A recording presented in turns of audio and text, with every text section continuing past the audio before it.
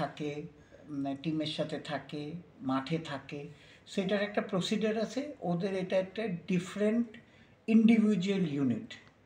হ্যাঁ, এরা হবে করি। হ্যাঁ, তাহলে এটা মানে 10 জনের নাম যে আসছে ওটাতে। সো এখন দেখেন অ্যান্টি কারাপশন ইউনিট বা ক্রিকেট বোর্ডের এটা কিন্তু একটা ডিফারেন্ট ইন্ডিভিজুয়াল ইউনিট। এদের নিজেদের একটা রেগুলেশন আছে কাজ করার, তারা তাদের কাজ করে যাচ্ছে।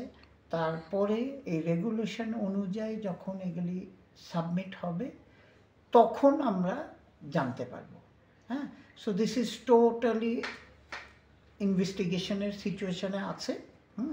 এটা যখন বোর্ডে জানতে পারবে, এই রিপোর্ট প্রডিউস করা হবে, তখন আমরা বুঝতে পারবো। তার আগে আমার মনে হয় এইসব নিউজ কোথার থেকে কে পেয়েছে জানি না, এটা কিন্তু প্লেয়ারদের ক্ষতি হচ্ছে যারা ইনভলভ না। সো আনটিল প্রুভেন গিল্টি আপনি কাউকে তো অ্যাকিউজ করতে পারেন না। তো সুতরাং এদেরও ধরেন ফ্যামিলি আছে, ফলোয়ার আছে।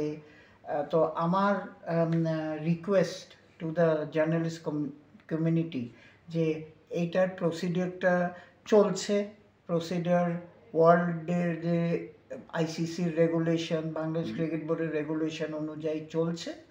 এটা যখন শেষ হবে তখন অটোমেটিকলি আপনার কেউ কিছু করলে এটা কিন্তু ক্রিকেট বোর্ড আপনার স্ট্রংলি এটা হ্যান্ডেল করবে।